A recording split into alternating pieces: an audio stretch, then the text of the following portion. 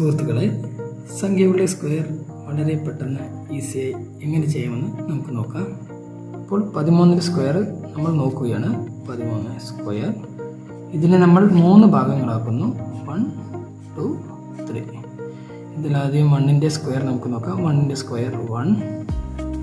അടുത്തത് സെക്കൻഡ് എടുക്കുമ്പോൾ നമ്മൾ 3ൻ്റെയാണ് നോക്കേണ്ടത്. 3ൻ്റെ സ്ക്വയർ 9. അടുത്തത് 1 × 3 × 2. ഈ സ്ക്വയറിനെ നമ്മൾ ഇൻറ്റു 2 എന്നാണ് എടുക്കുന്നത്. അപ്പോൾ 1 × 3 3 3 × 2 6. അപ്പോൾ നമുക്ക് ആൻസർ 169 കിട്ടിയിരിക്കുന്നു. അടുത്തത് നമുക്ക് 24ൻ്റെ സ്ക്വയർ നോക്കാം. 24 സ്ക്വയർ ഇത് ചെയ്യുമ്പോൾ നമുക്കൊന്ന് 1-2 റൂൾസ് ഉണ്ട്, അതൊന്ന് ശ്രദ്ധിക്കണം. ആദ്യത്തെ പോലെ തന്നെ 3 ഭാഗങ്ങളാക്കി തിരിക്കുന്നു. ഇതിലാദ്യത്തെ 2ൻ്റെ സ്ക്വയർ എടുക്കുമ്പോൾ 4. അടുത്തത് 4ൻ്റെ സ്ക്വയർ 16 ആണ്. 16 2 ഡിജിറ്റാണ്. അപ്പോൾ ഇതിൽ 6 എഴുതി അടുത്ത ഡിജിറ്റ് ഇതിലും എഴുതേണ്ടതാണ്. അടുത്തത് 2 × 4 8 8 × 2 16 ആണ്.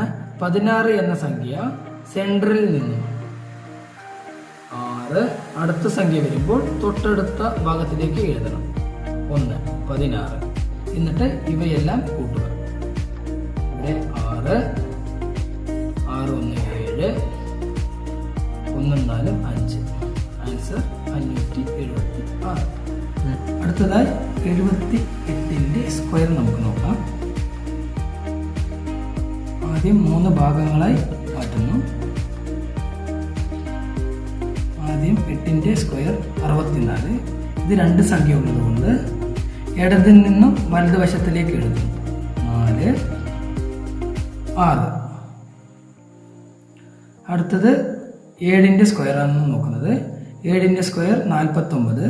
ഇത് 2 ഡിജിറ്റ് ഉണ്ട്. അപ്പോൾ നമ്മൾ ഇത് വലതിൽ നിന്ന് ഇടതുവശത്തേക്കാണ് എഴുതുന്നത്. അപ്പോൾ 4 9. അടുത്തത് 7 × 8 7 × 8 56. 56 × 2 112. 112 എന്നത് നടുവിലെ ഭാഗത്തു നിന്നാണ് നമ്മൾ എഴുതുന്നത്. അത് ഈ ഇടതുവശത്തു നിന്ന് വലതുവശത്തിലേക്ക് എഴുതണം. അതായത് 112 2 1 1. ഒന്നുകൂടി പറയാം. 8ൻ്റെ സ്ക്വയർ ചെയ്യുമ്പോൾ ഇടതുവശത്ത് നിന്ന് വലതുവശത്തേക്കും 7ൻ്റെ സ്ക്വയർ ചെയ്യുമ്പോൾ അതായത് 2 ഡിജിറ്റ് ഉണ്ട്, വലതുവശത്ത് നിന്ന് ഇടതുവശത്തേക്കും. ഇത് 3 കൂടി ഗുണിക്കുമ്പോൾ ഇടതുവശത്ത് നിന്ന് വലതുവശത്തിലേക്കാണ് എഴുതുന്നത്. എന്നിട്ട് ഇതെല്ലാം തമ്മിൽ നമുക്ക് കൂട്ടാം. ആദ്യം 4. അടുത്തത് 2 + 6 8. അടുത്തത് 1 + 9 10 0 ബാക്കി 1.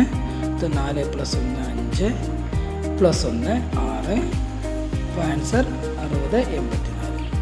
അങ്ങനെയെങ്കിൽ 34ൻ്റെ സ്ക്വയർ എത്രയെന്ന് കമൻറ്റ് ചെയ്യൂ. വീഡിയോ ഇഷ്ടപ്പെട്ടാൽ ലൈക്ക് തരണേ.